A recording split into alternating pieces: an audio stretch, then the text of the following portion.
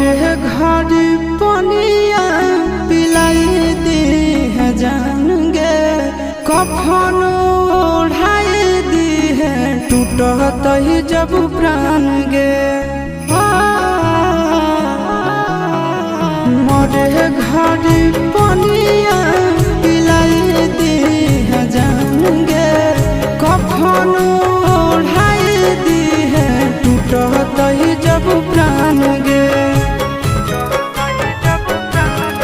हगे हमारा से तोरा जाती प्यार होता भेंट साक्षात कर लगे।